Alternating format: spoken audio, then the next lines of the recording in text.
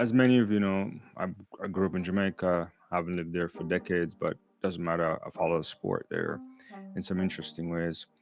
And the thing that I found baffling for many years, and it's still a thing that I have a massive problem with, is the state of the Jamaica National Stadium, and byproduct of that, the the state of the track. Over the years, we've had to make several repairs to maintain the track. In 2021, we undertook major resurfacing. Since then, we have performed maintenance work as needed, but the latest assessment has shown the urgent need to completely resurface the track. Thanks to the support of the Prime Minister, Dr. the Most Honorable Andrew Holness, and the Minister of Finance, the Honorable Favour Williams, we have secured funding amounting to $350,000 US. There's a lot of work to do, but we're committed to providing the best facilities for the best athletes in the world. We will work as hard as our athletes to ensure Jamaica's success. The surface is terrible beyond measure. It should not have been on there that long. The idea of how long a surface can stay depends on your use of it, how you maintain it, your conditions where you live. There's a multiple things that come into play. And when you look at that, the patchwork that there's been doing, and it's a blue surface and it's bleached out in different areas, and when you patch it, it looks terrible. And it's an overuse kind of surface, especially when you think about, people probably train on that surface and all of that kind of thing. But what beats me is the idea that, and I listened to the minister, and I like the minister, met her once at Penn Relays some years ago, and is the idea that they had to go in conjunction with, like, say, a finance ministry and the office of the prime minister to deliver on a new surface. That strikes me as really wild, because when you create facilities and you have infrastructure, there should be a mechanism that they can change. They can change and update and upgrade, and at some point totally demolish if you have the right infrastructure development plan and maintenance thing in process. It's not brain surgery. It's not complicated. It's just a mechanism. And so the thing I want to probably touch on, and I think that really is interesting and is controversial when you think about the intermix of politics and sports and the economics of sports, is the role of how you develop what they like to call PPPs, right? These kind of private partnerships that can connect to the maintenance of facilities and so on. So here in the United States, you see all sort of an interplay sometimes, especially with these enormous NFL stadiums that are often built with lots of tax incentives, or in some cases have to be built by the taxpayers, and then teams can get up and leave. So there's some kind of interesting things there, that kind of dynamic where maybe you don't always get everything the way you want. But I want to think about something that clearly is an inability for, like, maybe an economy that doesn't necessarily have the kind of revenue stream or so to kind of focus on sports infrastructure, is that why is it that if you have a stadium that was built for the Commonwealth Games in the 60s, is you haven't, like, transformed into a multi-purpose facility, right? So the modern stadium today is not designed to just play sport. The modern stadiums are designed to host a lot of boxes that people can pay for, and there's tons of money, and there's concerts, there is all sort of events happening, and I can name them. I've seen them. I've been in circles where I see these things happening. I can think about, like, where the Indianapolis Colts play. I visited. That's a dome stadium, hosted a Super Bowl in 2006. They probably can't even host a Super Bowl again in Indianapolis until they upgrade some more hotel facilities around there, and the NFL has a whole plan on that.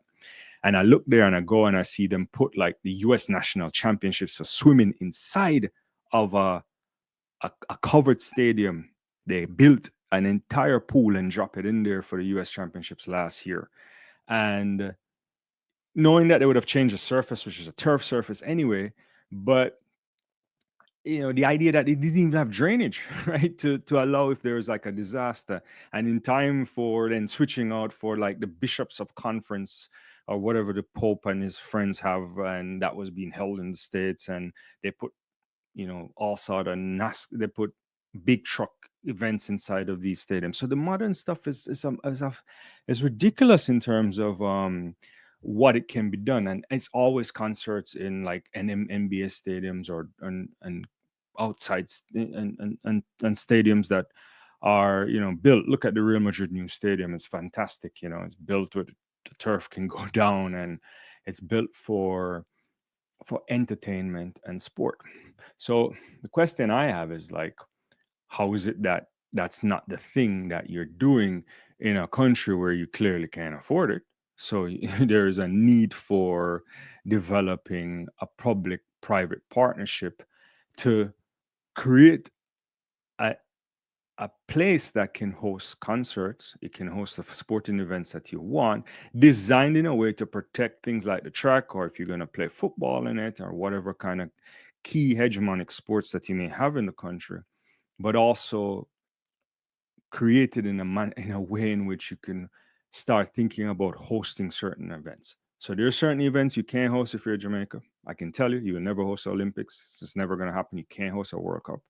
It's just not going to happen, right? Because of what happens. But there's layers below that you can be competitive in hosting, right? And so that is where you start to think about like what is the criteria for that, and what kind of facility you need, right? The modern facility with the media, with the whole boxes. I can tell you the average cost for a box for Power Four conferences in the United States, which are the big conferences, it used to be Power Five, Power Four.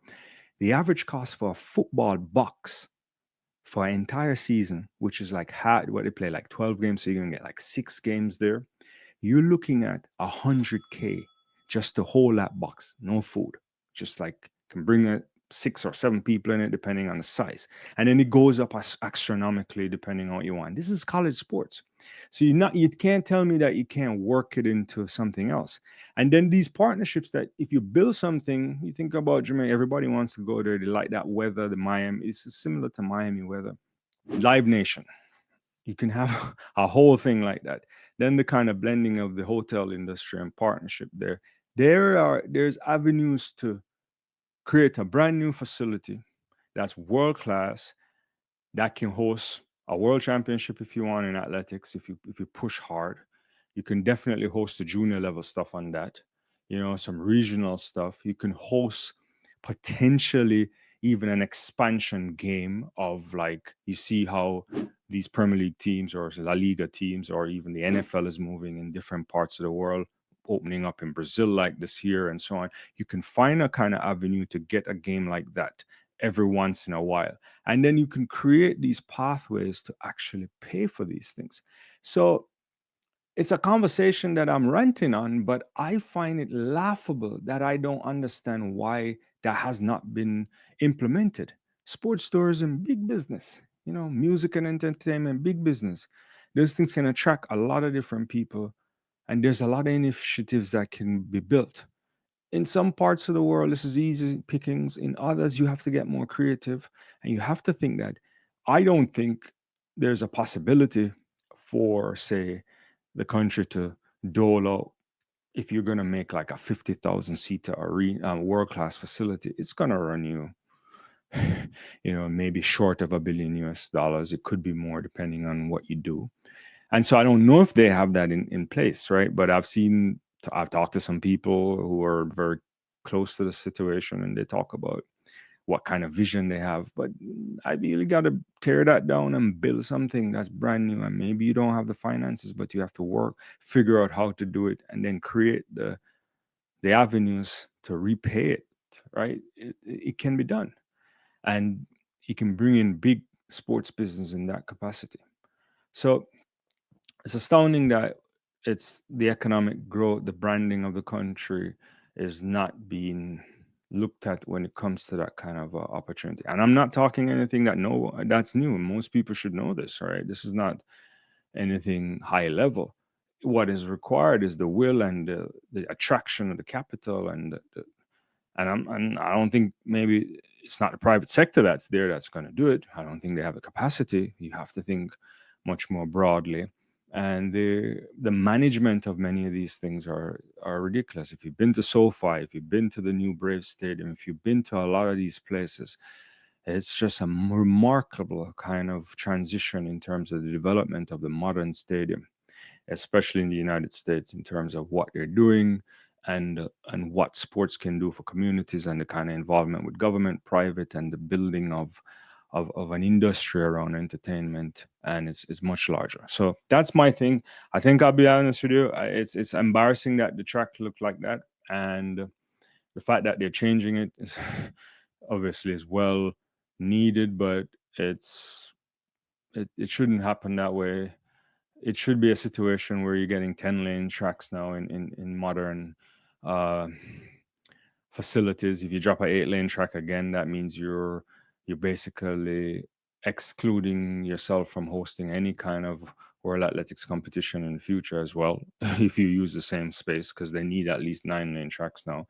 And so there's a lot to think about there.